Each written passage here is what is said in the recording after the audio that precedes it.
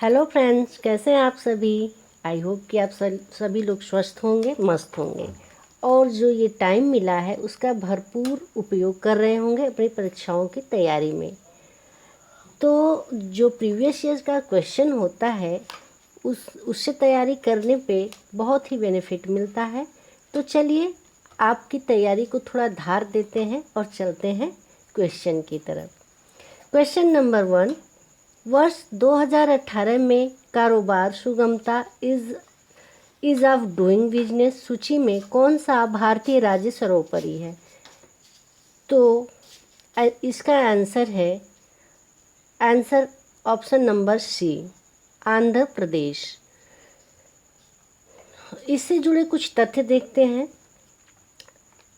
इससे जुड़े तथ्य देखने से ये होता है कि जो एक क्वेश्चन आपका बन रहा है उसका आंसर जो मिल रहा है उसके साथ 2-4 क्वेश्चनों का आंसर हमें मिल जाता है, तो उससे ज़्यादा बेनिफिट होता है। इसके साथ साथ हम थोड़ा और क्वेश्चन भी जान पाते हैं। तो इसे हम एक्सप्लेन करते हैं। वर्ष 2018 में कारोबार सुगमता ईज ऑफ डूइंग बिजनेस सूची में आंध्र प्रदेश भारतीय राज्य सर्वोपरि था। उद्योग संवर्धन और आंतरिक व्यापार विभाग के द्वारा जारी बिजनेस रिकॉर्ड एक्शन प्लान के अनुसार वर्ष 2019 में राज्यों की शीर्ष रैंकिंग क्रमशः इस प्रकार है। पहला आंध्र प्रदेश, दूसरा उत्तर प्रदेश और तीसरा तेलंगाना। नेक्स्ट क्वेश्चन की तरफ बढ़ते हैं।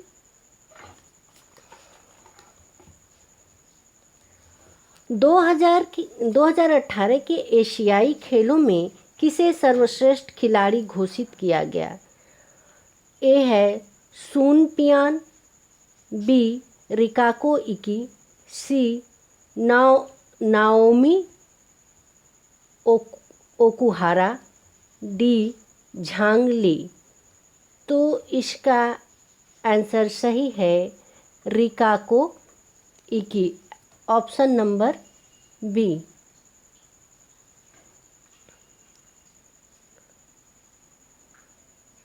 Option number B, Rikako इकी।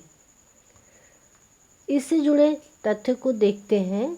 2018 के एशियाई खेलों में जापानी महिला तैराक रिकाको इकी को सर्वश्रेष्ठ खिलाड़ी घोषित किया गया। इकी ने जकार्ता में 6 स्वर्ण पदक जीते। वर्ष 2018 में एशियाई खेल इंडोनेशिया के जकार्ता पालेमबांग में संपन्न हुआ। वर्ष 2022 में एशियाई खेल चीन के हांगझाऊ में आयोजित होगा। नेक्स्ट क्वेश्चन की तरफ बढ़ते हैं। निम्नलिखित में से किसने डेल्टा सेफी नामक परिवर्तनशील तारे की खोज की। जॉन व्हीलर, जॉन गुडरिच, जोल्टन बे, डी है थॉमस गोल्ड। तो इसमें ऑप्शन नंबर बी सही है, जॉन गुडरिच।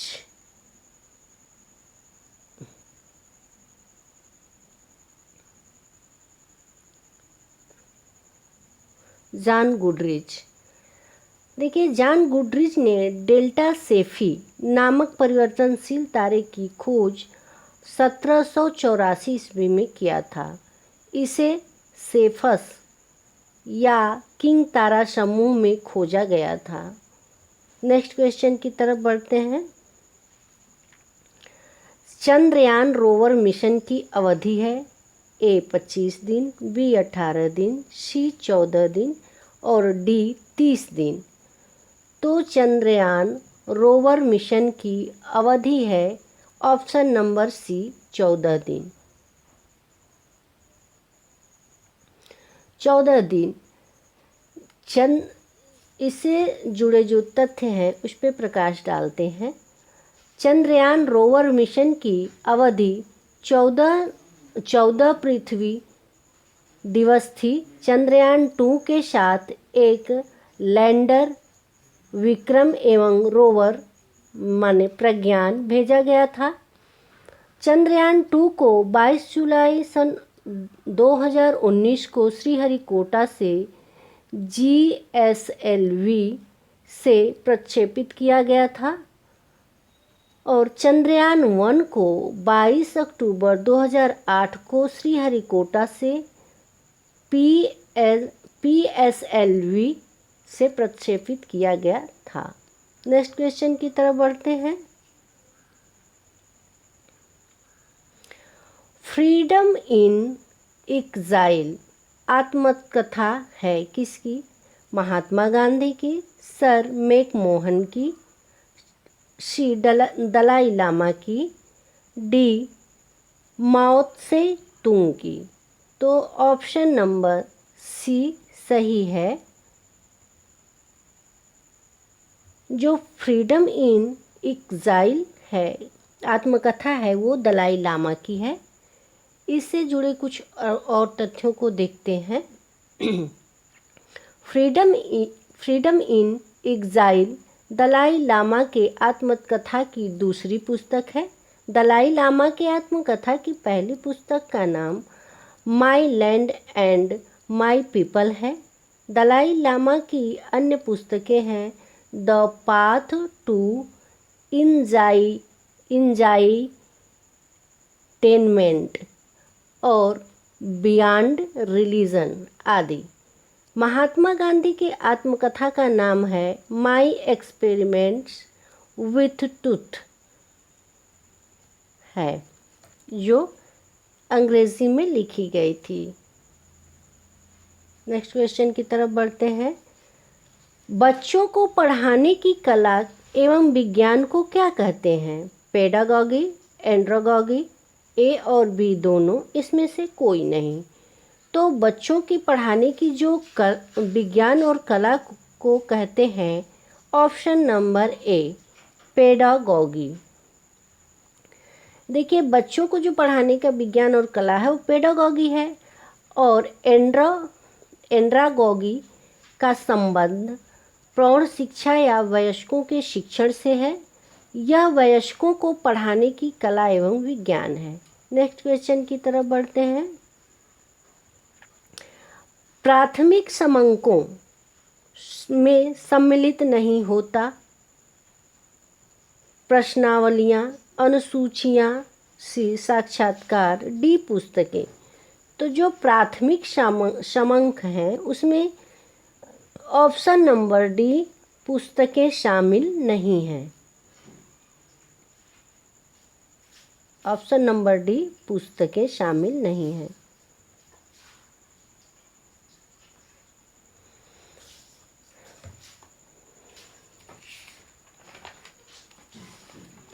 दिए गए विकल्प में पुस्तकें जो प्राथमिक समंकों में शामिल नहीं होती। प्राथमिक समंकों में वैसे समंक शामिल होते हैं जिन्हें शोधकर्ता द्वारा स्वयं या प्रत्यक्ष रूप से संग्रहित किया जाता है। इसके अंतर्गत साक्षात्कार करना, प्रश्नावलियाँ तैयार करना एवं पूछना एवं अनुसूचियाँ भी हैं। पुस्तकें या प्रकाशित ब्लॉग, आलेख आदि द्वितीय समंकों में सम्मिलित है। तो क्लियर हो गया। आगे चलते हैं। नेशनल इंस्टीट्यूशनल रैंकिंग फ्रेमवर्क किसके द्वारा जारी किया जाता है?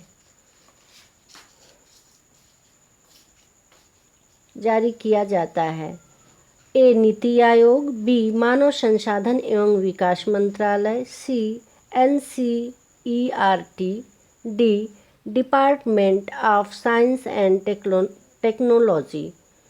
तो इसका सही आंसर है ऑप्शन नंबर बी मानव संसाधन विकास मंत्रालय द्वारा नेशनल इंस्टीट्यूशन रैंकिंग फ्रेमवर्क जारी किया जाता है। इससे जुड़े तथ्यों पर विचार करते हैं। इसे मानव संसाधन विकास मंत्री द्वारा 19 सितंबर 2015 को लॉन्च किया गया था। इस फ्रेमवर्क के द्वारा पूरे देश में संस्थानों को रैंकिंग प्रदान करने की प्रक्रिया तैयार की जाती है। नेक्स्ट क्वेश्चन की तरफ बढ़ते हैं। विश्वविद्यालय अनुदान आयोग अधिनियम किस वर्ष पारित किया गया? देखिए, ये क्वेश्चन कई बार लगभग हर एक साल पूछा जाता है हर पेपर में कि विश्वविद्यालय अनुदान आयोग से जुड़ा जरूर एक न एक क्वेश्चन, आपको एक या दो क्वेश्चन जरूर आते हैं। तो इसे ध्यान से देखिए कि विश्वविद्यालय अनुदान आयोग को पारित किया गया था 1956 में। इससे जुड़े तथ्य को देखते हैं। वस्तुतः देश में विश्वविद्यालय शिक्षा के मानकों का समन्वय, निर्धारण तथा रखरखाव करने हेतु इसे संसद द्वारा भारत सरकार के एक संवैधानिक निकाय के रूप में स्थापित किया गया था। विश्वविद्यालय अनुदान आयोग को औपचारिक उद्घाटन 28 दिसंबर सन 1953 को तत्कालीन शिक्षा मंत्री मौलाना अबुल कलाम आज़ाद द्वारा किया गया था। नेक्स्ट क्वेश्चन की तरफ बढ़ते हैं। निम्नलिखित में कौन सांख्यिकीय विश्लेषण हेतु एक उपकरण है? मैटलैब, दूसरा है एक्लिप्स, तीसरा माइसोल और डी है पाइमोल। तो इसमें से ऑप्शन नंबर ए सही है, मैटलैब।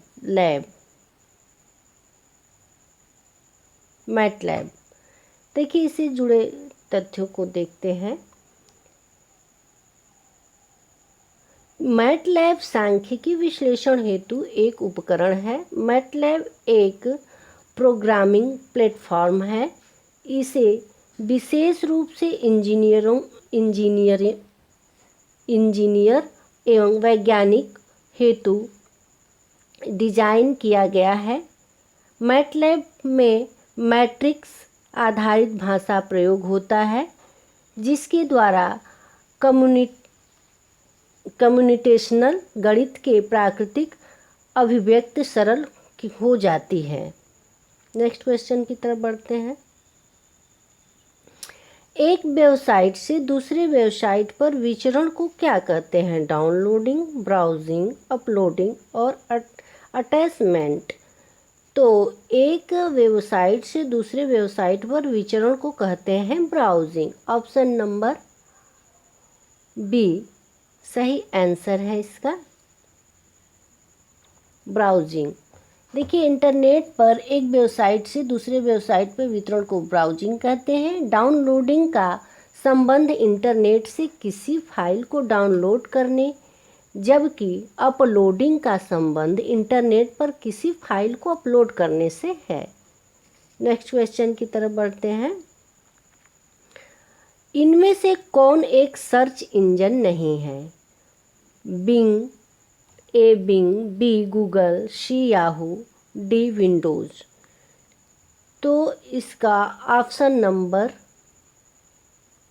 डी सही है, विंडोज़। विंग, गूगल और याहू सर्च इंजन है, और जो विंडोज़ है ये सर्च इंजन नहीं है। ऑप्शन नंबर डी इसका सही आंसर है। विंडोज़, देखिए इससे जुड़े कुछ तथ्य समझते हैं। विंडोज़ माइक्रोसॉफ्ट द्वारा विकसित एक ग्राफिकल ऑपरेटिंग सिस्टम है। विंग, याहू एवं गूगल इंटरनेट सर्च इंजन के प्रकार हैं। इनमें से गूगल एक लोकप्रिय सर्च इंजन है। नेक्स्ट क्वेश्चन की तरफ बढ़ते हैं। इंटरनेट शब्दावली में आईपी से तात्पर्य है?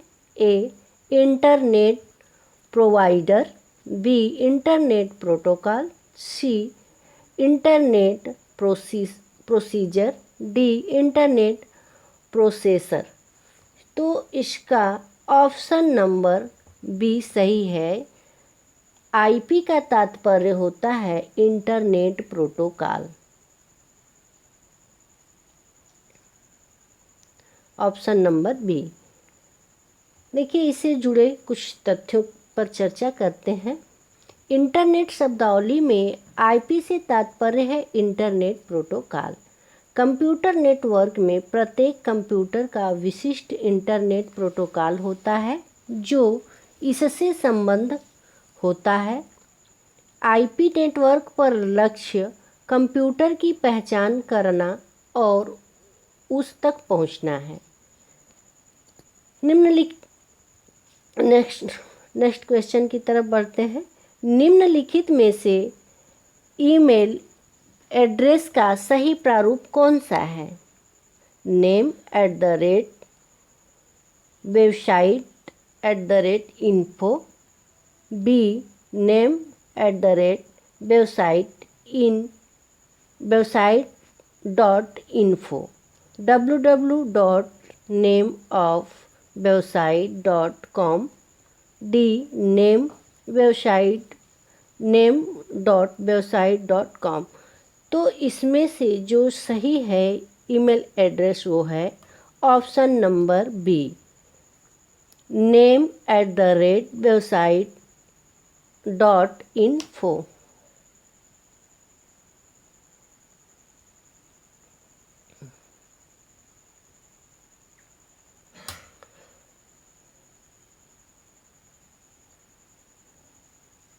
नेक्स्ट क्वेश्चन की तरफ बढ़ते हैं। एक कंप्यूटर डिस्क सीडी में कंप्यूटर का कितना डेटा भंडारित किया जा सकता है? A 420 megawatt, B 380 megabyte, C 680 megabyte और डी 560 मेगाबाइट। तो इसका जो सही आंसर है वो है ऑप्शन नंबर सी। एक कंप्यूटर डिस्क यानी सीडी में 680 मेगाबाइट डेटा भंडारित किया जा सकता है।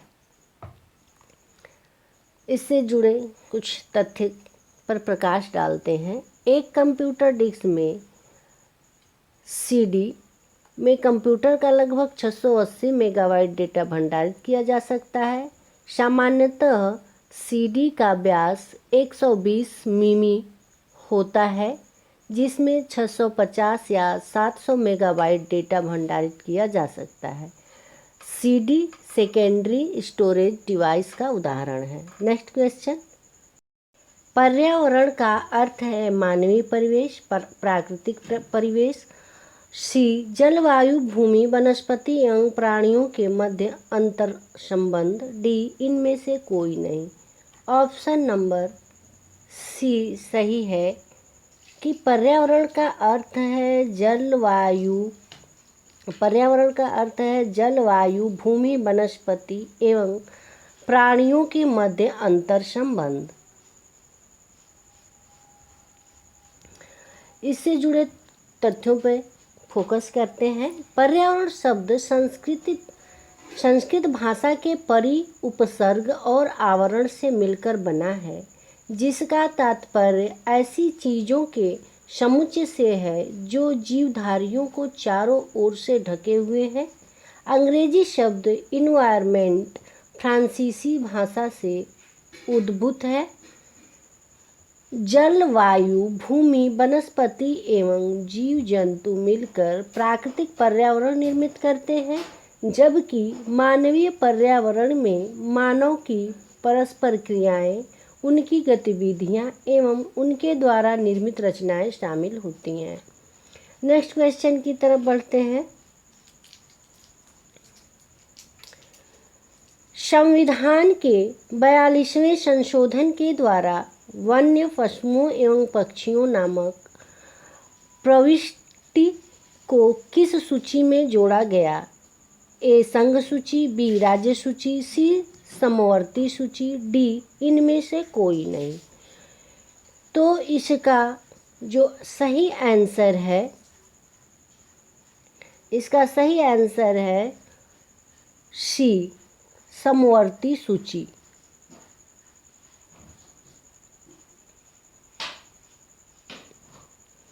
समवर्ती सूची में जोड़ा गया।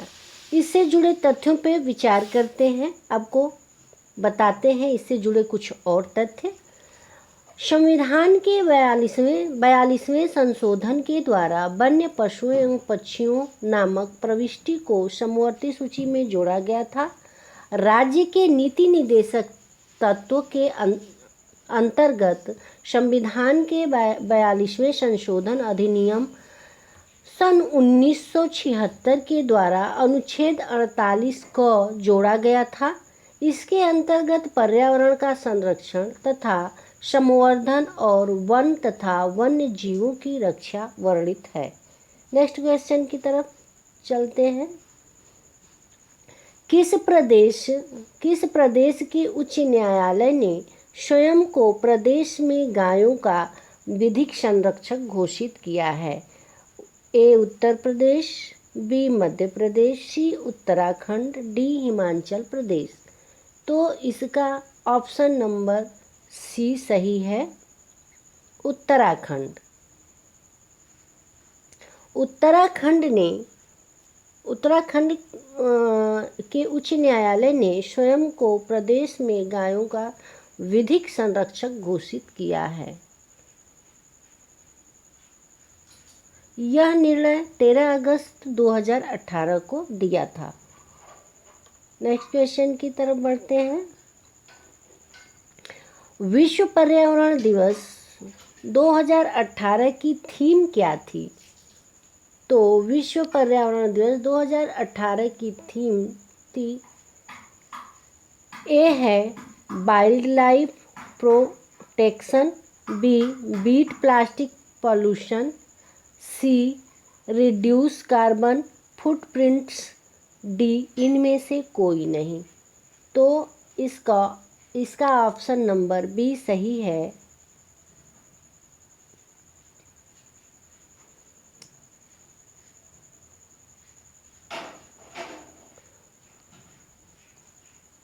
बीट प्लास्टिक पॉल्यूशन,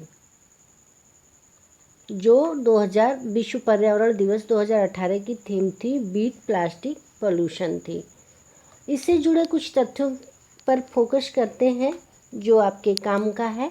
विश्व पर्यावरण दिवस 2018 की थीम बीट प्लास्टिक पॉल्यूशन था। विश्व पर्यावरण दिवस 2020 की थीम टाइम फॉर नेचर, और प्रत्येक वर्ष 5 जून को पर्यावरण दिवस मनाया जाता है। यह वर्ष 1974 से प्रत्येक वर्ष मनाया जाता है। वर्ष 2020 में इसका आयोजक देश कोलंबिया था। नेक्स्ट क्वेश्चन की तरफ बढ़ते हैं। 2018 में किसे नेशनल ग्रीन ट्रिब्यूनल NGT का नया चेयरमैन नियुक्त किया गया है? ए है न्यायमूर्ति आदर्श कुमार गोयल, बी न्यायमूर्ति सत्येंद्र कुमार, सी न्यायमूर्ति जावेद रहीम, डी न्यायमूर्ति MN बोहरा। तो इसका सही आंसर है 2018 में नेशनल ग्रीन ट्रिब्यूनल NGT का नया जो चेयरमैन नियुक्त किया गया है वो न्यायमूर्ति आदर्श कुमार गोयल को किया गया है। न्यायमूर्ति आदर्श कुमार गोयल हैं। इससे जुड़े तथ्य को देखते हैं। 6 जुलाई सन 2018 को न्यायमूर्ति आदर्श कुमार गोयल को राष्ट्रीय हरित अधिकरण NGT का अध्यक्ष नियुक्त किया गया था। 18 अक्टूबर 2010 को राष्ट्रीय हरित अधिकरण की स्थापना राष्ट्रीय हरित अधिकरण अधिनियम 2010 के अंतर्गत किया गया था। न्यायमूर्ति लोकेश्वर सिंह पंटा NGT के प्रथम एवं न्यायमूर्ति स्वतंत्र कुमार द्वितीय अध्यक्ष थे। नेक्स्ट क्वेश्चन की तरफ बढ़ते हैं। शिव समुद्रम प्रपात किस नदी पर स्थित है? ए कृष्णा नदी, बी पेरियार, सी कावेरी, डी मांडवी। तो जो शिव समुद्रम जलप्रपात है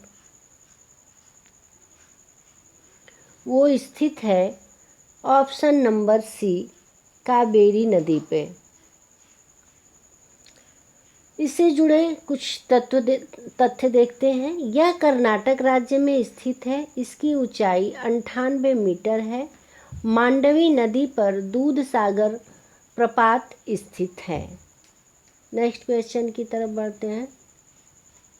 निम्नलिखित में से सौरमंडल का दूसरा सबसे बड़ा ग्रह है। देखिए, पहला ग्रह तो सौरमंडल का बृहस्पति है और दूसरा कौन है? ए शनि, बी बुध, सी चंद्रमा और डी अरुण। तो दूसरा सबसे बड़ा जो ग्रह है वह सौरमंडल का शनि है। शनि है। नेक्स्ट क्वेश्चन चलते हैं। देखिए, शनि सौरमंडल का दूसरा बड़ा ग्रह है। शनि का व्यास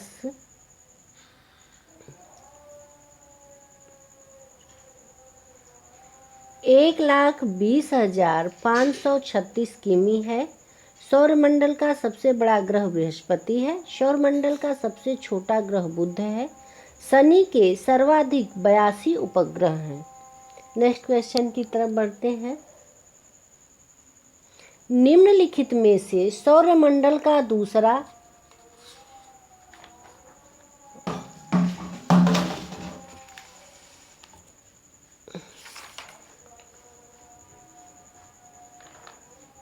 ये दो बार हो गया है। नेक्स्ट क्वेश्चन की तरफ चलते हैं। 1905 में हुए बंगाल के विभाजन हेतु कौन उत्तरदायी था? लॉर्ड कर्जन, बी है Lord Mountbatten, C Lord Wavell, D Lord Clive. तो 1905 का जो विभाजन हुआ था उसके लिए उत्तरदायी जो था उस गवर्नर जनरल था लॉर्ड कर्जन।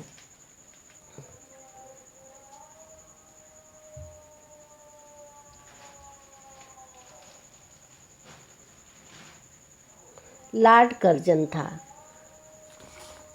देखिए, 1905 में हुए बंगाल के विभाजन के लिए लॉर्ड कर्जन उत्तरदायी था। बंगाल विभाजन का विरोध स्वरूप बंगाल में स्वदेशी आंदोलन आरंभ हुआ था। बंगाल विभाजन के स्थगित करने की घोषणा लॉर्ड हार्डिंग के कार्यकाल के दौरान सन 1911 में हुई थी। नेक्स्ट क्वेश्चन की तरफ बढ़ते हैं। बौद्ध शिक्षा प्रणाली में निम्नलिखित में से कौन शिक्षण का माध्यम है? ए संस्कृत, बी देवनागरी, सी पाली और डी उपर्युक्त में से कोई नहीं। तो जो बौद्ध शिक्षा प्रणाली थी उसका शिक्षण का माध्यम था जो वो था ऑप्शन नंबर सी, पाली। इससे जुड़े तथ्य को हम देखते हैं। बौद्ध जो पाली था, बौद्ध ग्रंथ भी पाली भाषा में लिखे गए थे। बौद्ध धर्म के संस्थापक गौतम बुद्ध हैं। यह अहिंसा पर आधारित एक संप्रदाय था जिसने जन सामान्य में प्रचलित पाली भाषा को प्रचार प्रसार का माध्यम बनाया था। नेक्स्ट क्वेश्चन की तरफ बढ़ते हैं। राजा राममोहन राय ने अपने पुस्तक एकेश्वरवादियों को उपहार किस भाषा में लिखी? संस्कृत, बी हिंदी, सी उर्दू, डी फारसी। तो ये ऑप्शन नंबर डी इसका सही आंसर है। फारसी भाषा में लिखी गई थी।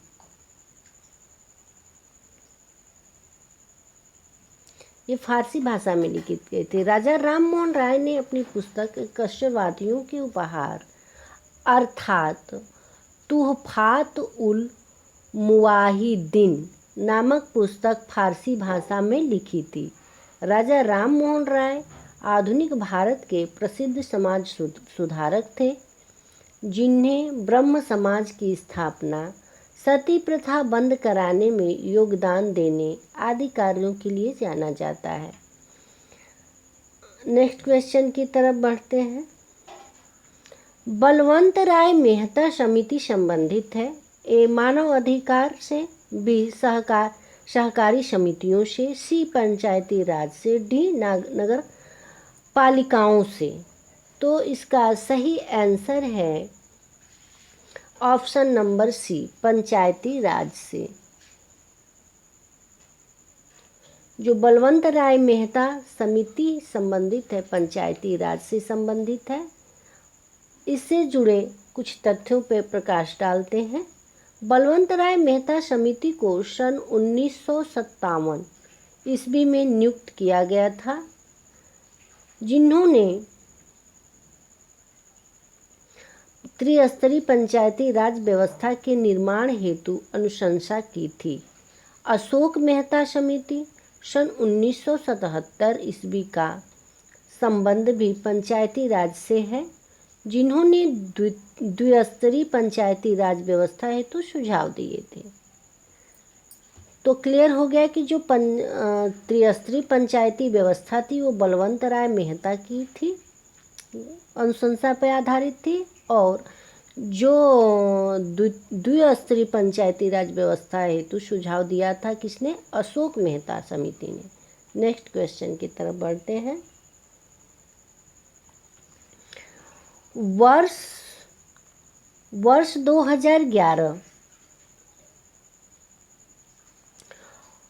2011 की जनगणना के अनुसार दूसरा सर्वाधिक जनघनत्व वाला राज्य कौन था? उत्तर प्रदेश, बी बिहार, सी पश्चिम बंगाल, डी पंजाब। तो आंसर नंबर सी सही है इसमें। देखिए, वर्ष 2011 की जनगणना के अनुसार सर्वाधिक जनघनत्व यानी कि प्रति व्यक्ति वर्ग किलोमीटर जनघनत्व नापा जाता है वाले शीर्ष राज्य इस प्रकार हैं। पहले नंबर पर है बिहार, दूसरे नंबर पर पश्चिम बंगाल, तीसरे पर केरल, चौथे पर उत्तर प्रदेश और पांचवें नंबर पर हरियाणा है। इस दौरान न्यूनतम घनत्व वाले 5 राज्य हैं जो इस प्रकार हैं। पहला अरुणाचल प्रदेश, दूसरा मिजोरम, अरुणाचल प्रदेश 17, मिजोरम 52 और तीसरा है सिक्किम 86, चौथा नागालैंड 119, पांचवा हिमाचल प्रदेश 123। नेक्स्ट क्वेश्चन की तरफ चलते हैं। राष्ट्रपति द्वारा राज्यसभा के लिए कितने सदस्य मनोनीत किए जाते हैं?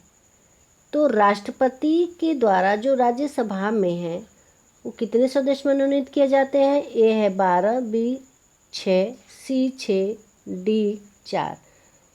तो राष्ट्रपति द्वारा जो राज्यसभा में ऑप्शन नंबर ए सही है, 12 सदस्य मनोनीत किए जाते हैं। देखिए, जो भारतीय संविधान के अनुच्छेद 80 के अंतर्गत राष्ट्रपति राज्यसभा के लिए 12 सदस्य को मनोनीत कर सकते हैं।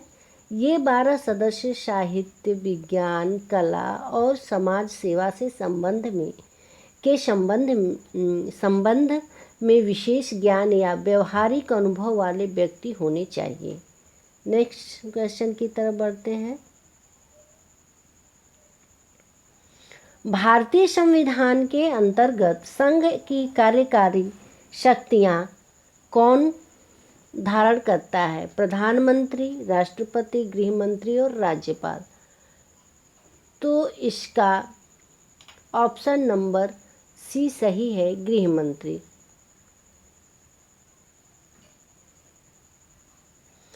गृह मंत्री भारतीय संविधान के अंतर्गत, इससे जुड़े देखिए कुछ प्रश्नों पे फोकस करते हैं।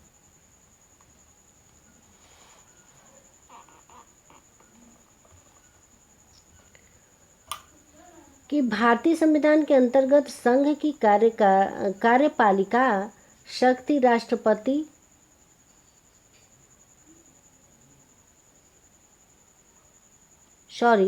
इसमें ऑप्शन नंबर बी नहीं बल्कि ऑप्शन नंबर सी नहीं बल्कि बी सही है।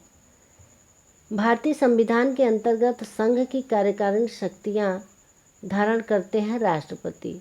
भारतीय संविधान के अंतर्गत संघ की कार्यपालिका शक्ति राष्ट्रपति धारण करता है। अनुच्छेद 53 के अंतर्गत संघ की कार्यपालिका शक्ति राष्ट्रपति में निहित होती है तथा वे इसका प्रयोग संविधान के अनुसार स्वयं या अपने अधीनस्थ अधिकारियों के द्वारा करते हैं। धन्यवाद। जय हिंद।